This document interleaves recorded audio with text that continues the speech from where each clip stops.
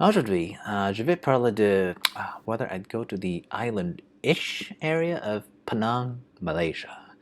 How I could possibly convince my wifey and hopefully Mr. Fluffy to this rather, well, not that popular of a destination in the world.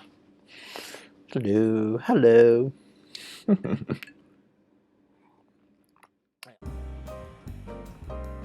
Well, XenPuck here.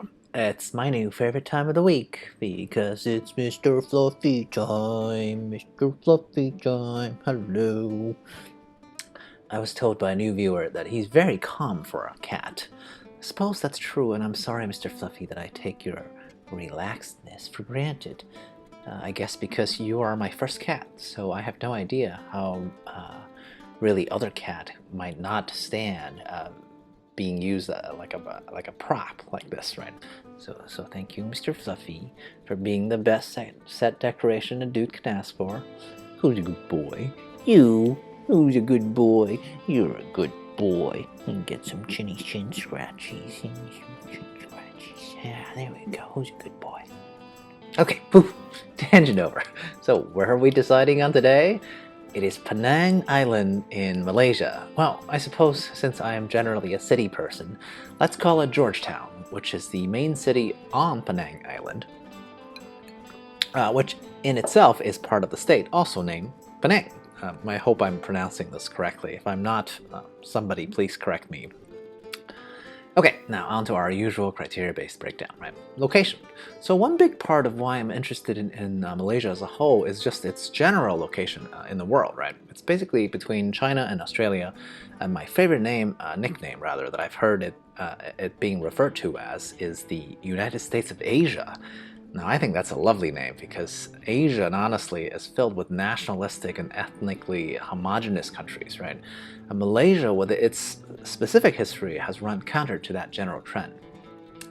And specifically, the Penang area is known for its concentration of like Chinese expats. I probably shouldn't call it expats because they're Chinese, immigrants or a population that's local to Malaysia. So that's a little different than what people usually mean by expats, right? So I think that's very fascinating because this country, the existence of Malaysia and Penang specifically, means that I can see how a Chinese minority could actually function and blend into a culture that's not like dramatically different from it, right? Honestly, I don't actually know too much about the actual Malay people, but if I'm obviously visiting their country, I'm certainly willing to learn and adhere to local customs. What I really love is just that how in this part of the world, the local Chinese population is not insignificant, right? Compared to, say, my personal experience as a Chinese American, right? We're such a low percentage, it just doesn't matter, right? What our concerns are.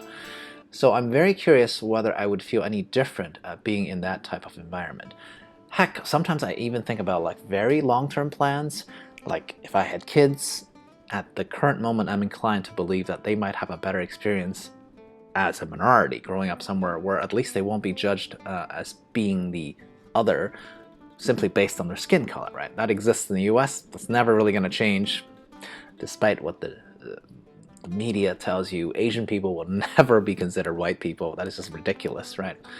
But in Malaysia, I don't think if I had kids they would have that problem, right? But that's neither here or now. So we can shelve that line of thinking upon further research or until my life stage changes, right? Okay. Second criteria, food. So actually the food is probably why I'm most interested in this country because of the combination of people who live here, right? They are generally, I think the majority is Malay, and then there's a good concentration of Chinese and Indian people along with some sprinkling of South Asians because of proximity, like such as Thai, right?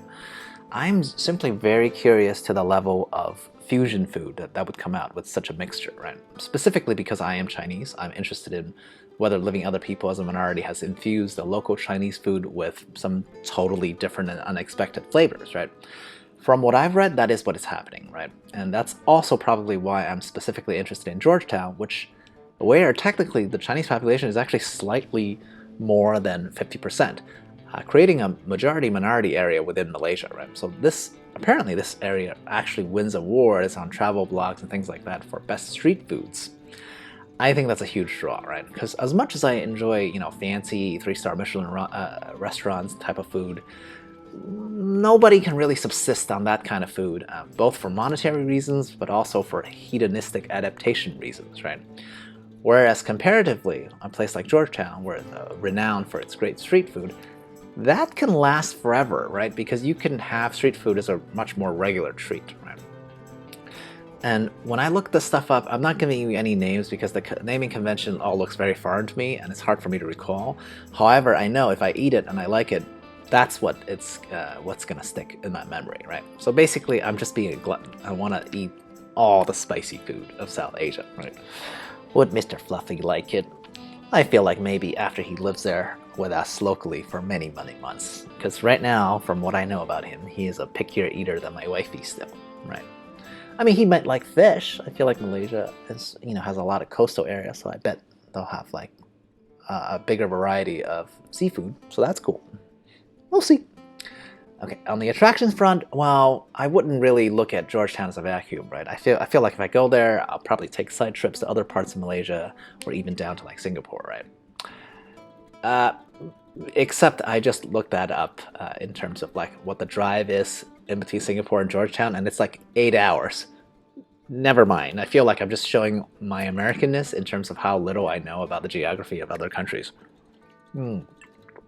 Though to be fair, my general knowledge of geography is just poor. Okay, so it's not American centralism, just plain old stupidity.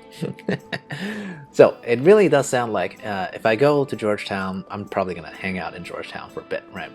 Well, they have jungles there for nature, there's museums, there's sporting events, and apparently they have a good reputation for street art too. I mean, that's more than I could hope for a city on an island that actually has a population of less than 1 million people, right? So could this be the island getaway that's not just plain a tourist trap that I've been looking for? Maybe at least in Asia? So far, it sounds pretty damn good, right? Now, my X factor here is that actually Malaysia as a country, strangely, is one of the more cost-effective areas for medical tourism. Okay. I've read that this part of my research for totally other reasons, for healthcare reasons essentially. So I think maybe it would be worth it to establish some sort of beachhead, or at least familiarity with the area, just in case in 20, 30 years, I need to think about, body breaking down or whatever.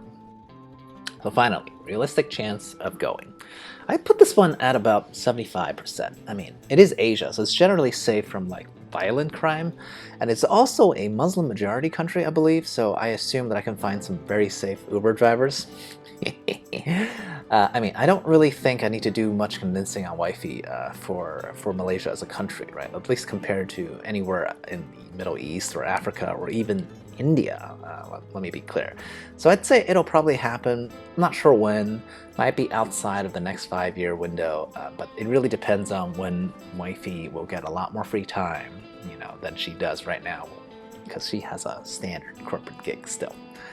Anyway, comment, like, and subscribe or whatever. Have you ever been to Malaysia? Or how about where I picked Malaysia specifically? You like it? You think I'm making a mistake? You think it's a cool place to maybe visit? Let me know. Cheers. Till next time.